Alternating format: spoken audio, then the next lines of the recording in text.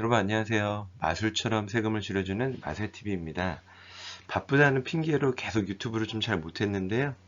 다시 최근에 새벽 기상에 성공하면서 이제 새벽에 블로그도 좀 정리하고 관련돼서 좀 드릴 수 있는 내용들에 대해서 좀 말씀을 드리는 시간을 다시 한번 가져보고자 합니다.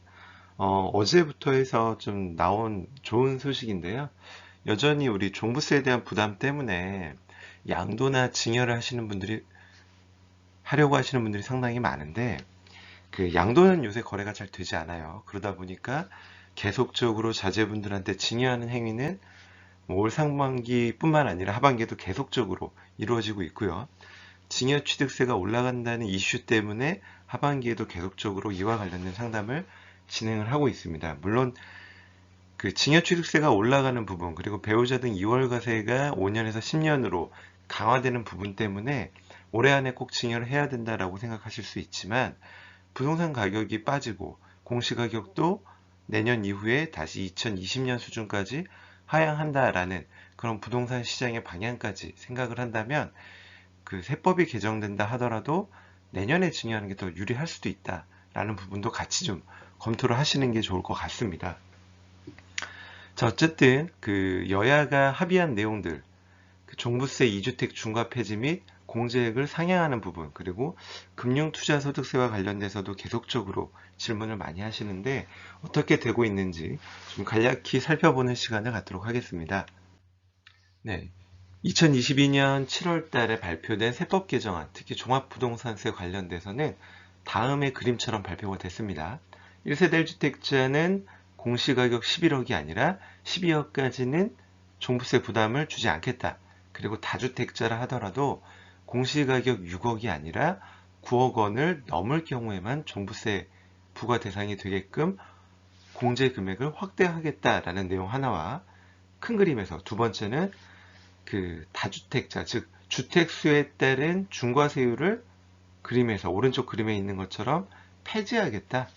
그리고 0.6에서 3.0이 아니라 0.5에서 2.7까지 그 세율 부담을 좀 완화하겠다라는 내용이었는데요. 자, 보시는 것처럼 이 부분은 이번에 여야가 합의를 도출했습니다. 1세대 1주택자는 11억이 아니라 12억까지 종부세 부담을 주지 않는 기본 공제액을 상향하고 다주택자라 하더라도 6억이 아니라 9억 원까지는 종부세 부담을 주지 않겠다. 즉, 종부세라는 것은 인별과세이고 각자가 갖고 있는 그 주택의 공시가격의 합산액에서 기본 공제 금액을 빼주는데 1세대 1주택자는 내년부터는 12억 원을 빼주고 다주택자의 경우에는 6억이 아니라 9억 원까지 기본 공제 금액을 상향하는 쪽으로 여야 합의가 도출이 되었습니다. 두 번째 말씀드린 이 세율에 대한 부분은 100% 완벽하게 조정된 건 아니고요. 2주택 중과세율까지는 폐지하겠다. 즉 여야가 합의한 부분이 2주택 보유에 따라서는 중과세율이 아니라 기본세율 0.6에서 3.0%의 기본세율을 적용하겠다라는 부분이고요. 3주택 이상의 다주택자의 경우에는 여전히 중과세율을 적용하지만 최고세율인 6%는 폐지하고, 즉 과표 94억 원 초과 부분에 따른 6%는 폐지하고 최고세율은 5%까지만 적용하는 쪽으로 가겠다로 여야가 일단 합의가 되었습니다. 이번 개편으로 인해서 종부세가 얼마나 줄어드냐, 한 언론사에서 발표한 자료에 따르면 잠실주공은 183만원에서 143만원, 대치은만은 198에서 158만원, 마포레미안 푸르지오는 50에서 24만원, 즉 20에서 40만원 안팎으로 세금 부담이 줄어들 것으로 보인다 라고 발표를 했습니다. 이번 개편으로 인해서 이제 종부세 부과 대상 인원이 66만 6천 명으로 올해 122만 명보다는 55만 4천 명 정도 감소할 것으로 보인다라고도 발표를 했네요. 자, 금융투자소득세는 어떻게 되냐? 아직 여야가 100% 합의점을 도달한 건 아니지만 최근 비과세되는 그 채권에 가입하신 분들이 이 금융투자소득세 시행 때문에 상당히 질문을 많이 하시는데 이제 여야가 어느 정도 합의한 부분은 그 정부 아닌 금투세 시행을 내년부터가 아니라 2년 유예하겠다라는 라는 부분에 대해서 야당도 합의는 한 상황입니다. 다만 현행 이제 주식 양도세 대주주 인정 요건을 10억에서 100억으로 상향하겠다는 정부 안에 대해서는 강하게 반발하고 있기 때문에 이 부분에 대한 합의가 도출이 된다라면 금투세 관련된 부분도 2년 유예 쪽으로 좀 더 명확하게 확정이 될 것으로 보여집니다. 한 가지 더 말씀드리고 싶은 내용이 있습니다.